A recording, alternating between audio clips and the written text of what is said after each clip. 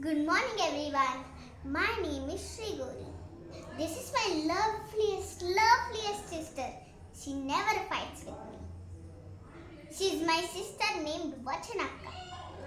ಎಲ್ಲರಿಗೂ ಶಿಕ್ಷಕರ ದಿನಾಚರಣೆಯ ಶುಭಾಶಯಗಳು. ಇವತ್ತು ನಾವು ನಿಮಗಾಗಿ ಒಂದು ಸುಂದರವಾದ ಹಾಡನ್ನು ಹಾಡುತ್ತಿದ್ದೇವೆ. ಸದಾ ಪ ಮ ರೆ ಸ ಸ